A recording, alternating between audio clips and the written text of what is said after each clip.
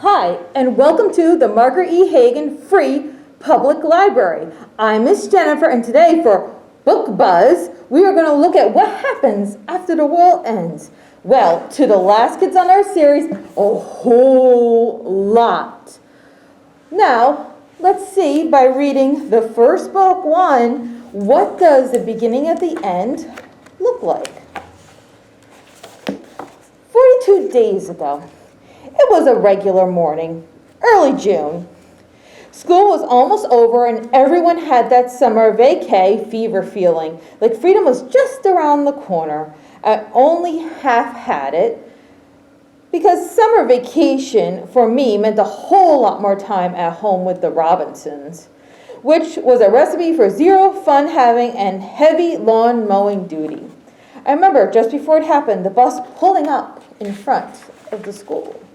I remember, too, that Quint was eating this rotten-smelling egg salad sandwich. I can still smell it now, like the odor has been tattooed to my nostrils. And I remember Dirk Savage coming toward us, filling the back bus aisle, thick and towering, casting a long shadow. Dirk Savage was the most formidable bully at Parker Middle School. I think he came out of the womb with facial hair. Legend has it he moved here from Detroit with his parents, just left him. They split because they kept bullying them. And he took up in a shack by himself way out in Wakefield Woods. He only showed up to school to steal lunch money from other bullies. Dirk looked down at Quint and growled, "Kid, your sandwich stinks like squirrel butt." Quint squinted up at Derek. He didn't say anything. I mean, how do you respond to that? Derek snatched a sandwich from Quint's hand and jammed the thing, which he had just described as having the odor of squirrel butt, into his mouth. "It stinks," Derek said, grinning at fat green crumbs tumbling from his big square face. "But it don't taste too bad." I felt myself getting hot, heart beating faster, angry blood replacing regular blood pumping through me. I stood up, tried to stay calm, handle it cool. I felt Quint's hand on my shirt, trying to stop me saying, Jack, it's fine. But it wasn't fine. I hate jerks, whether they're monster jerks or zombie jerks or just regular human jerks. Hey, Dirk, why don't you pick on someone your own size, huh? Find someone my own size and I will. I shrugged. I'm sure we could find someone your size, right, Quint? Quint looked out the window and closed his eyes and started humming to himself like he wasn't involved in this I turned back to Dirk. Maybe a very rotund panda bear? That might be closer to your impressive figure. Dirk reached out and grabbed me by my collar. "Hey, watch the jacket," I said. "It's 5-time hand-me-down. Might even be an antique." Dirk growled, "You think you're funny?" "I do, but to be fair, I also think people slipping on ice are funny. And guys getting hit in the groin. My sense of humor isn't exactly sophisticated." Dirk about to slug me when a high-pitched scream cut through the air. There's always screaming in the morning outside school. People messing around, shoving, chasing, teasing, and girls laughing so loud it sounds like screaming. But this scream was different. It was a scream of pure horror. Derek released me and leaned over Quint and pressed my face to the window, and I saw zombies. I remember thinking, this can't be real. It must be a prank, a joke, a reality show, right?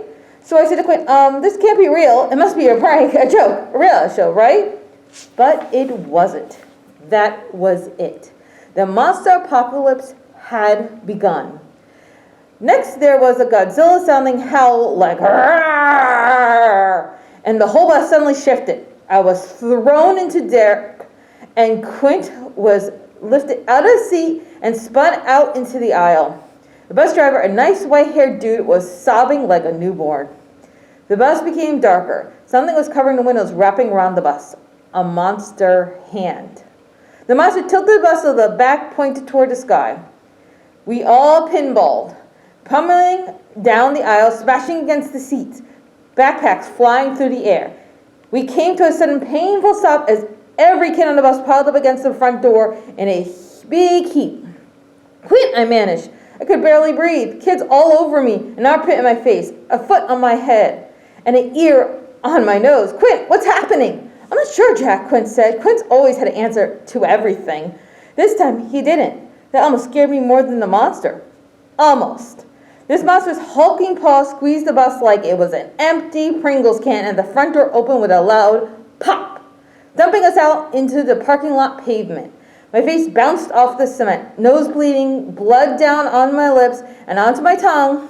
I scrambled to my feet, pulling Quint with me, leading us away from the thick crowd and screaming and crying. This is my nightmare now. That was a nightmare then. I got my bearings and looked around, and total monster zombie chaos. One single beautiful angelic face stood out in the mass of fleeing people. June Del Toro. I spotted a zombie stumbling toward her, coming up from behind. June, I screamed, my voice cracking as I strained to shout across the parking lot. Behind you! June turned and dodged a stumbling, falling zombie, left it sprawled out on the ground, and darted inside the school. We locked eyes. And then the door slammed shut. I said to myself then, and whatever happened, whatever came next, somehow I'll get back to school and find June. Where to, Jack? Quint asked, snapping me out of it. Joe's Pizza. I think there's 2 for 1 slices today. Jack, be serious. Well, I don't know. Monster zombie chaos is new to me. I guess I'll run. And we did. We sprinted away from the school bus and the giant monster and the hordes of zombies. We hopped the fence into the soccer field and fled to the woods beyond it. Quint, I said, catching my breath and pulling him behind a tree. We need to find some place to go, like a police station or something, or we need like G.I. Joe or the Avengers to show up. Or Iron Man, something. Iron Man isn't real, Jack.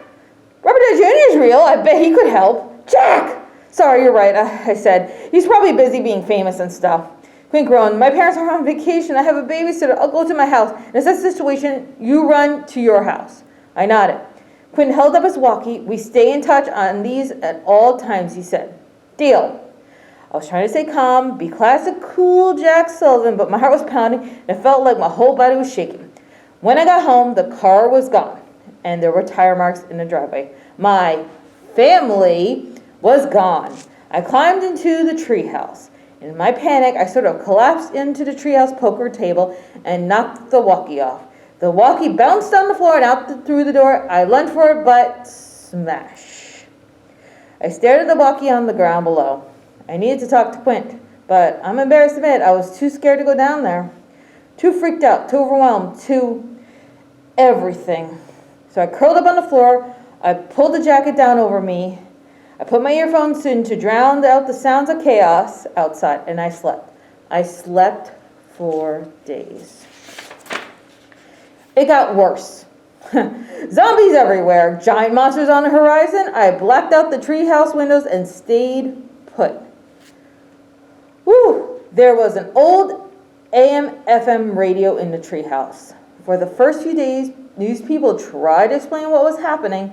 I munched on Girl Scout cookies and potato chips while I listened to the radio guy say it was safer out west. And then on the 5th day, there was no more radio. So again, I went back to sleep. Just like I'm sleeping now. When I finally worked up the courage to go out and do some exploring, it had been 9 days since the madness in the school parking lot. And in those 9 days, everything had collapsed. Wow. Zombies, monsters, huge vines everywhere. Do you think it could get any worse? It sounds overwhelming, especially when you're alone. Except maybe he isn't. And let's see where he is now in Book 7, The Last Kids on Earth and the Doomsday Race. Chapter 1.